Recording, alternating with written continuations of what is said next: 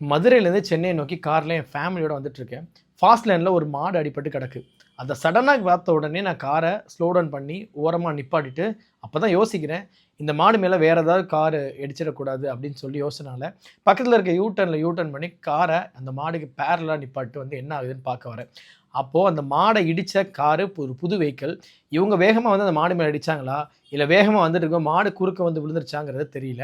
ஆனால் அந்த காரை ஓட்டிட்டு வந்தவங்களும் காருக்குள்ளே ட்ராவல் பண்ணவங்க 2 பேரும் காரை விட்டு இறங்காமல் காருக்குள்ளேயே இருந்து அந்த காருக்கு என்னாச்சுங்கிறது தான் பார்த்துட்ருக்காங்க. இன்சூரன்ஸுக்கு கிளைம் பண்ணிகிட்ருக்காங்க. இந்த விஷயம் பண்ணிகிட்ருக்காங்க.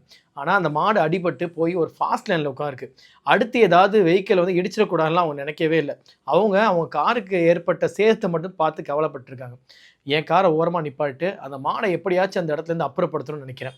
அப்போ நான் என் கூட தம்பி அப்புறம் அந்த பக்கமாக போனவங்க நிறைய வெஹிக்கிள்ஸை ஸ்டாப் பண்ணி அதுலேருந்து மக்களை திரட்டி ஃபோனில் இருக்க டார்ச் லைட்டை வச்சு வர்ற வெஹிக்கிள் எல்லாத்தையும் ஸ்லோ டவுன் பண்ணி அங்கே மாடு இருக்குது கவனமாக போங்கன்னு சொல்லி அந்த மாடை கடந்து போக வச்சோம்.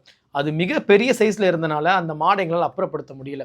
அதனால் ஒரு கட்டத்துக்கு மேலே அந்த மாடே தன்னால் எந்திரிச்சு அந்த ரோடை கடந்து போயிடுச்சு. சரி, ஓரளவுக்கு பரவாயில்ல, நம்ம ஏதோ ஒரு சின்னதாக ஒரு ஹெல்ப் பண்ணிவிட்டு கிளம்புறோங்கிற ஆத்ம திருப்தியோட என்னோடய வெஹிக்கிளை நான் வந்து மூவ் பண்ணுறேன். அங்கிட்ட ஒரு 100 மீட்டரில் பார்த்தீங்க அப்படின்னா திரும்ப 2 கன்றுக்குட்டி அடிபட்டு கிடக்கு. அப்போது இந்த புது காரு அந்த கன்றுக்குட்டியும் இடித்து இங்கே மாடையும் இடிச்சுட்டு வந்திருக்கு. அப்போது அந்த மாடு தற்செயலாக அடிக்கலை, இவங்களோட கவனக்குறைவுனால தான் இடிச்சுங்கிறது புரிஞ்சுது. கன்றுக்குட்டிகளை எப்படியாவது காப்பாற்றணுன்னு எங்களோட காரை ஓரமாக நிப்பாட்டிட்டு அங்கே பேரிகார்டு இருந்துச்சு. அந்த பேரிகார்டு எடுத்து போட்டு எல்லா வெஹிக்கிளையும் ஸ்டாப் பண்ணிவிட்டு ஒரு 10-15 பேரை திரட்டி அந்த கன்றுக்குட்டிகளை அப்புறப்படுத்தணும்.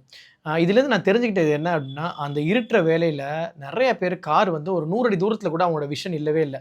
பக்கத்தில் வந்து எல்லாரும் வண்டியை ஸ்லோ டவுன் பண்ணாங்க, கட்டடிச்சு போனாங்க. இதெல்லாம் பார்க்கும் பொழுது நிறைய பேர் ரோடை பார்க்காமலே கார் ஓட்டிகிட்டு இருக்காங்க. அதுக்கு காரணம் பக்கத்தில் இருக்கிறவங்க பேசிகிட்டு இருக்கலாம், இல்லை காரில் சாங்ஸ் ஏதாவது மாற்றுற அந்த சின்ன ஒரு வேலையாக இருக்கும்.